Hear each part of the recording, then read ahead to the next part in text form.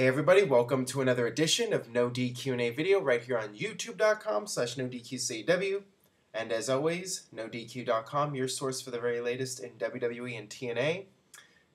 We are coming off Monday Night Raw, so let's get right down to your questions. This is from Richie Koala. Hey Aaron, what did you think of Triple H's speech on Raw? What did you think of him as a professional and think about him going into retirement? Well, first of all, Triple H is probably not retiring. As far as his promo goes, I thought it was tremendous. I thought Triple H was very convincing in making people believe that he is done and he's not coming back. And that's what makes him so great. He was able to go out there and have a believable performance and cut a promo that would get people behind him. Because let's face it, at SummerSlam, when the match was over, he was out there trying to get the big pop from the crowd, and half of the people were chanting, "You tapped out" at him. On Raw this week, it was a different story. The people were behind Triple H. You know, Triple H even shedding a little bit of a tear and losing his smile, like Shawn Michaels, that kind of thing. I mean, Triple H, he did that style of promo very well. But yeah, I suspect that we will be seeing him again at some point. I think that the way that promo was designed was to build up to a Triple H comeback and him having at least one more match. Whether it's against Brock Lesnar or not, that remains to be seen. And that leads into the next question here. Would you rather see Triple H versus Brock Lesnar, the rematch, at Hell in a Cell or at Survivor Series? There's been a lot of speculation about Triple H's next match. Will it be against Brock Lesnar? Will it be at Survivor Series? Or will it be at Hell in a Cell? I mean, with Hell in a Cell, you have a good reason to do a rematch and have it be in Hell in a Cell. I've talked about this before, how WWE sometimes just does Hell in a Cell matches for no reason.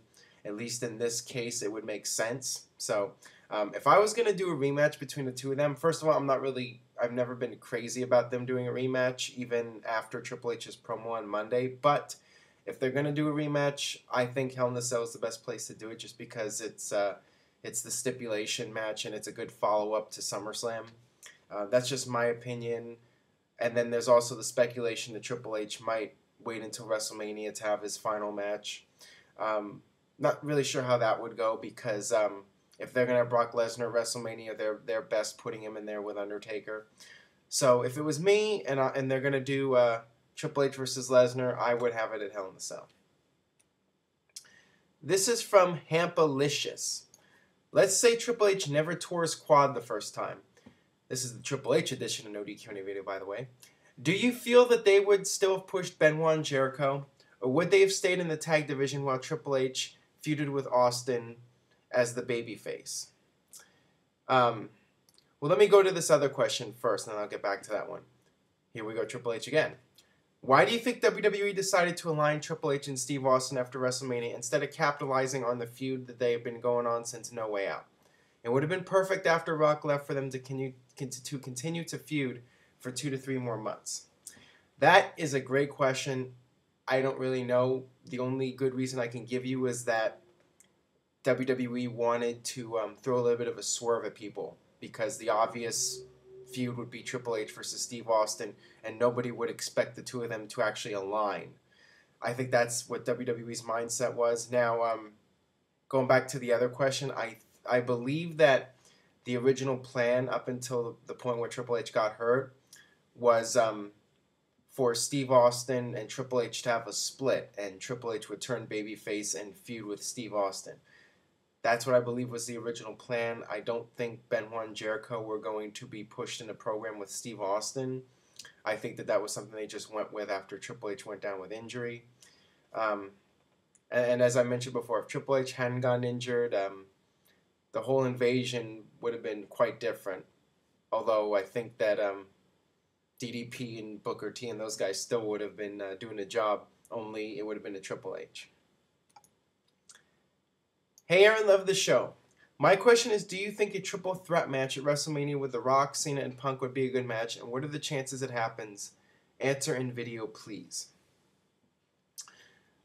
I think it's doubtful that they'll do a triple threat match. I think that generally it's best to stick to one-on-one matches in a big pay-per-view, a big match situation, just because it has more impact. When you do a triple threat match, it gets watered down a little bit. I mean, you don't see triple threat boxing matches or triple threat MMA matches. It's always the one-on-one encounter that people are attracted to. They want to see one guy versus the other guy. They want to see the irresistible force meeting the immovable object. They want to see the two bulls clashing horns.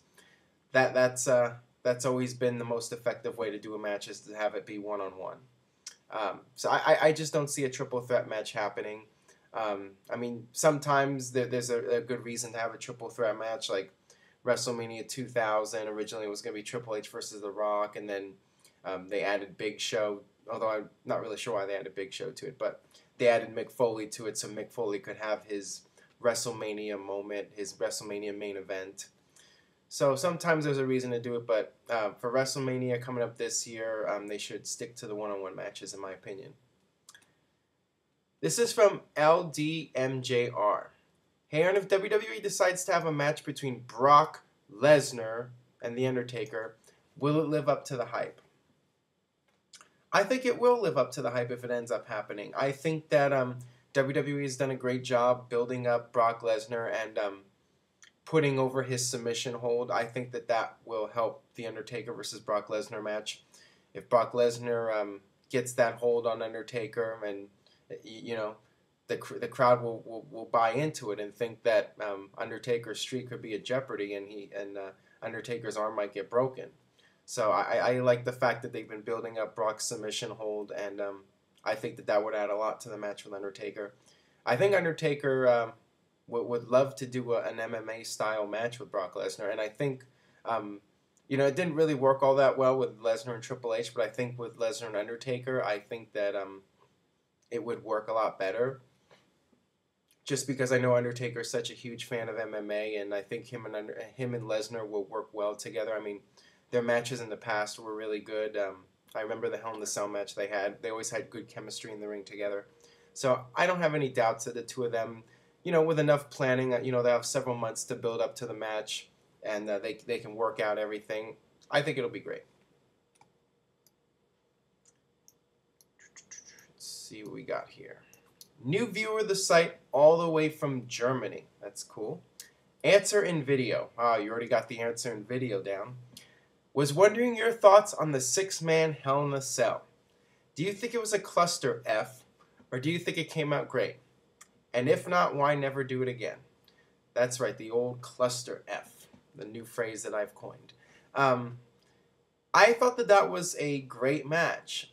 I mean, it was really good, and I actually would consider it to be a highly underrated match because people don't really talk about it all that much. But I saw it on the Hell in the Cell DVD, and that was actually the first time I saw that match in a long time. And I thought it was great. I thought that all 6 guys were in there, and it was actually well choreographed. I mean, it wasn't really a cluster F.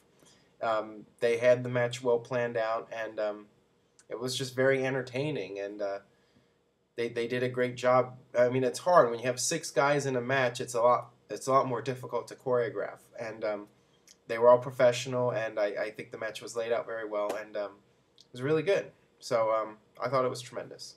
All right, that'll wrap it up for this edition of No DQ&A video. Make sure you subscribe, youtube.com/NoDQCW. Leave a comment on Facebook, Twitter, any other social media site that you frequent. Just please spread the word. I appreciate all the support from you guys. Wanted to mention the Royal Rumble. I'll be there in Phoenix, Arizona. I've set up a Facebook event page for No DQ fans and visitors to meet up after the show. You can add me on Facebook, my personal Facebook, facebook.com/AaronRift, and I'll send you the link. Or just look up No DQ Royal Rumble in the search bar, and it should pop up. So go ahead and RSVP if you're going to be in the Phoenix area for the Royal Rumble. And even if you're not going to the Royal Rumble, just come meet us after the show. It was a great time for SummerSlam when we've done it the past 4 years. So hopefully a lot of people show up for that. It's always been a great time.